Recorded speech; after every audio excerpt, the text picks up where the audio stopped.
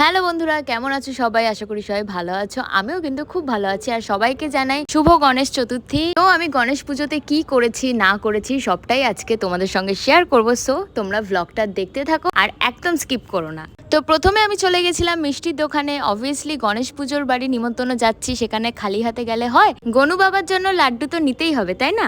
তারপর ওখান থেকে মিষ্টি কিনে বেরিয়ে পড়লাম। এখন আমি হেঁটে হেঁটে যাচ্ছি অটো ধরতে। অ্যান্ড ফাইনালি পৌঁছে গেলাম হচ্ছে, চিনতে পারছো কার বাড়িতে এসছি? হ্যাঁ, গডস কিচেনের সেই ভাইরাল দাদা দিদির বাড়িতে এসে পড়েছি।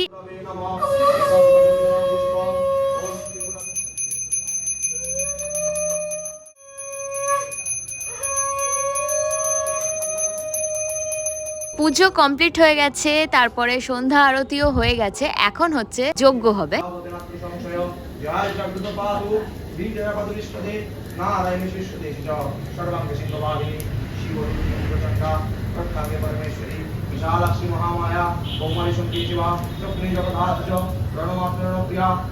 তো সব পুজো দেওয়া কমপ্লিট করে বাইরে এসে দাঁড়িয়েছিলাম, একটুখানি হাওয়া খাচ্ছিলাম আর সাথে একটুখানি গল্প করছিলাম। আর দাদা দিদি কি বলছে তোমরাও শোনো। এটাও ব্লগ ছিল? হ্যাঁ, সারাদিন তো ব্লগ করে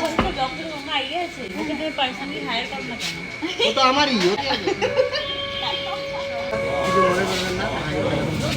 এখন আমরা ভদ্র হয়ে যাই, এখন মারপিট করবো।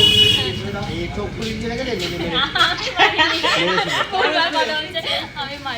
মেরেছে, এই মেরে এই হাইটে হাত দেখা, হাত ধরে হাতটা মুঠো কর, পুরো পুরো মাপে হয়েছে, মাপে মেরেছে।